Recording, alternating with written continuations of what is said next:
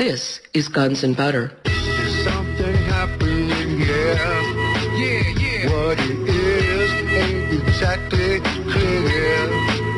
There's a man with a gun over there. So basically, the United States is in danger of being turned into a feudal type of toll booth economy. In other words, rent extraction. The idea today is not at all what Marx and socialists talked about 100 years ago, making profits. It's not about what the classical economists called profit. It's about rent extraction, pure monopoly power to charge for the access to use a road, to park, to use a hospital, to have education, to have medical care, for essentially monopoly rents on natural monopolies such as transportation and most basic infrastructure. I'm Bonnie Faulkner. Today on Guns and Butter, Michael Hudson. Today's show, The View from Europe. Dr. Hudson is a financial economist and historian. He is president of the Institute for the Study of Long-Term Economic Trend, a Wall Street financial analyst, and distinguished research professor of economics at the University of Missouri, Kansas City. His 1972 book, Super Imperialism, The Economic Strategy of American Empire, is a critique of how the United States exploited foreign economies through the IMF and World Bank. He is also author of Trade, Development, and Foreign Debt, The Myth of Aid, and Global Fracture, The New International Economic Order. Today we discuss Dr. Hudson's most recent article, The Spectre Haunting Europe, Debt Defaults, Austerity, and Death of the Social Europe Model. Michael Hudson, welcome. Thank you very much. In your recent article, The Spectre Haunting Europe, you say that bankers and the financial press are asking European governments to emulate the financial and fiscal austerity policies of Latvia.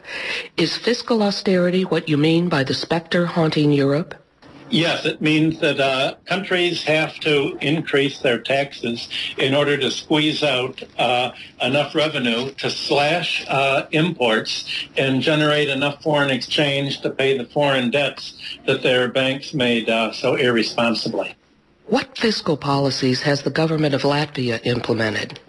Well, for starters, they've lowered wage rates in the public sector by 30% in order to drive them down across the board.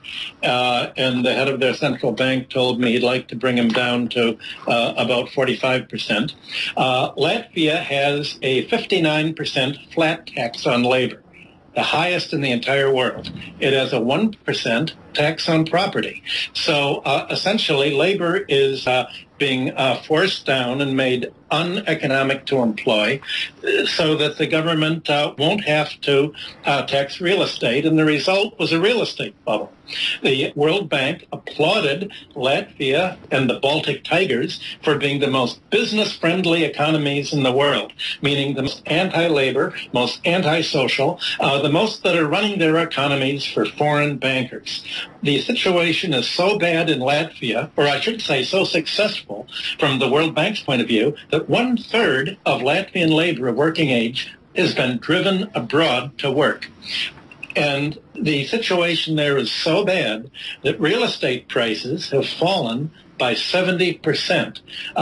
Now, when I met a year ago with the bank examiners, they explained to me that they've asked the banks to secure their position, and these are mainly domestic branches of Swedish banks, that they've asked these banks to protect themselves, not simply by getting a mortgage against the property, but by getting the personal liability of the mortgage borrower, the children, the parents, and the relatives, so that they're all personally liable. Well, now that real estate prices have fallen by 70%, you can imagine what the result is. The result is that people are defaulting and whole families are becoming liable. So mothers in Latvia, as in Iceland, are telling their children, you've got to emigrate. We've all got to emigrate because we're all liable for these back mortgage loans. And so essentially, Latvia is being returned to a state of feudalism,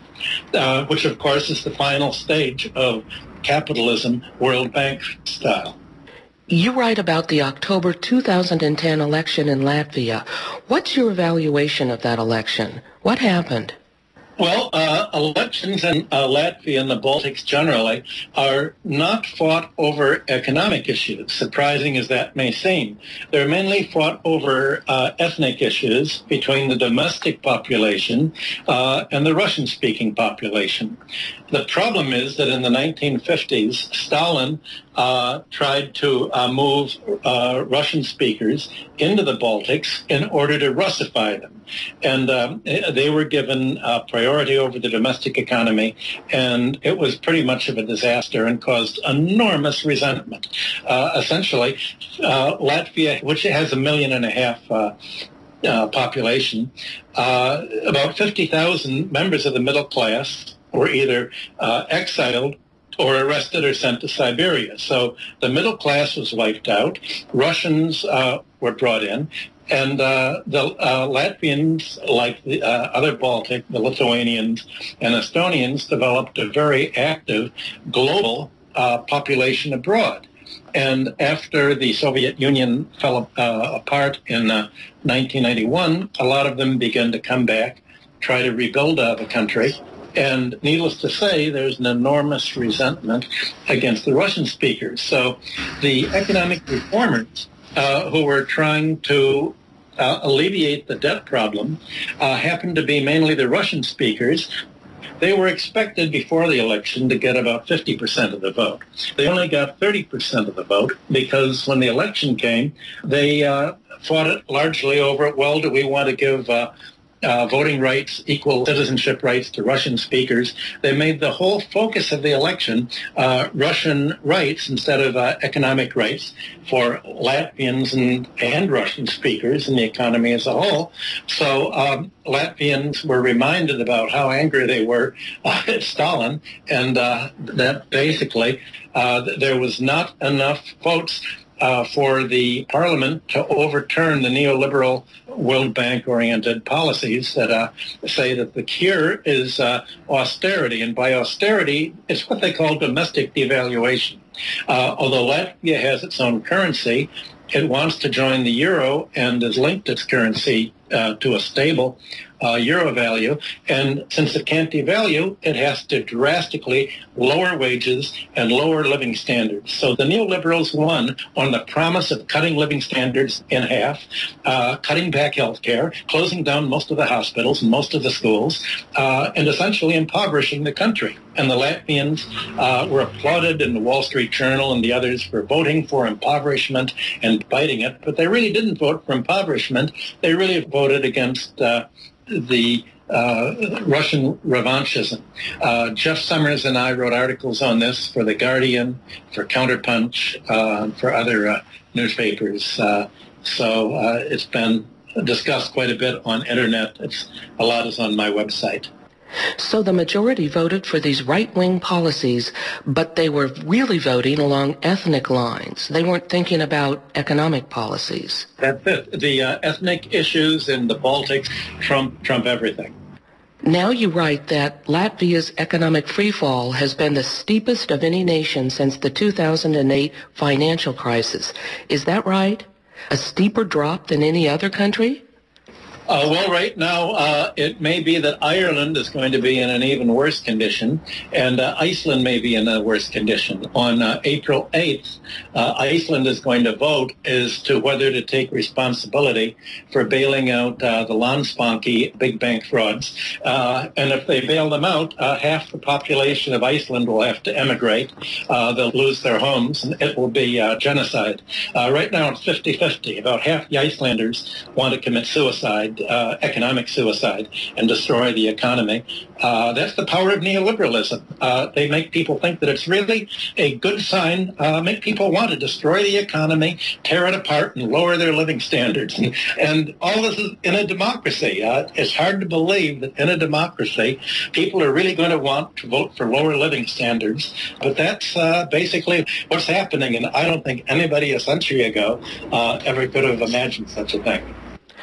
Well, now, you've mentioned Iceland's public vote on April 8th as to whether or not to repay Britain and the Netherlands for the Landsbanki bailouts. $5 billion is owed. I thought Iceland already had this vote and that it passed overwhelmingly, that they weren't going to pay, but that was overturned by Iceland's parliament. Now they're going to have another vote? That's right. The ultra-right parties of Europe are the Labour parties and the Social Democratic parties, joined by the Greens. It's ironic that the Labour parties should be on the ultra-right of the political spectrum, but that's what's happened. As a matter of fact, many people blame this on the financing or takeover, but the Parliament insisted that there be yet another vote, and they've tried to loosen the terms a bit, and they've refused to have another election. So this is essentially tearing Iceland apart. There was by-election, and a party of television comedians, sort of like Al Franken, you might say, ran a protest vote called the Best Party of people who are not political at all. They were overwhelmingly voted in. So the people of Iceland overwhelmingly want to throw out the existing anti-Labor, anti-Social Democratic, anti-Green Party that call themselves Labor, Social Democratic, and Greens. Parliament insisted in saying, we don't care what the people vote. We want to pay the British banks because otherwise all of our fraud and our criminal activities that involve all of our relatives and all of our giveaways will be exposed and we're all going to go to jail. They don't want to go to jail, so they're doing everything they can to cover up their crimes. And essentially, this is what the situation's about. Fortunately, the president, under Iceland's constitution, the president of Iceland, not the prime minister, but someone who basically is in a ceremonial position, very much like a corporate secretary, has to sign on the parliamentary decision to pay the debts. And the president said, I'm not going to sign this. If you're going to cut the population in half and destroy the economy forever and empty it out in the greatest natural disaster in the last 1,000 years, people should have a vote on that. Of course, the prime minister said, that's awful. You don't let people vote on something that's going to kill them. But the president said, yes, you've got to let them vote. So the president refused to sign, and that forced it to a vote against. The people can't decide whether to commit suicide or not. It's wintertime. It's a Nordic country. They get depressed. What can you say? So they're going to have the vote yet again, and assuming that the people vote that they don't want to pay this money back, then what? Then we'll see what happens then? Presumably, the parliament is just going to try to stall as long as it can and then say, stall for an election until they can say, the statute of limitations has run out, you can't throw us in jail, we gave away the country fair and square, and we're keeping everything that we've stolen. Why does economic austerity appeal to bankers? Because they believe that if you can lower wages far enough, that will somehow free more income to pay them in the form of debt service. Now, ironically, this just the opposite happens. Obviously, if you impoverish people, they don't have enough money to repay, and they're going to be more defaults. And so the bankers then say, we can live with defaults. For instance, a few minutes ago, just before you called, Moody's just downgraded Greece's bonds by a few notches. And so the Wall Street Journal just came out with something saying, this is great, Greece is bankrupt, let's privatize things. I can read you from what they just said. The Wall Street Journal blog says, we don't hear nearly enough about privatization as a solution to Europe's sovereign crisis. Outside of Spain, where there are plans to privatize the airport and lottery, there's very little talk around the markets or around bankers of major state asset sales. Yet by some estimates, the Greek state owns 270 billion euros of real estate, much of it yielding well below the 6% that the government must pay out on its emergency loans, some of which could be sold to pay down the debt. So far, the Greek government has seemed reluctant to consider selling this land and doesn't even have a full inventory of what it owns. But with a total public debt of 340 billion euros, even realizing a fraction of this estimated value could transform the government's debt mix. metrics. So bankers want austerity because it will bankrupt the economy, because it will force them to sell off the public domain and carve it up, and it's an asset grab, just like it is in Wisconsin, Illinois, New York, California, and other states here in America that are broke.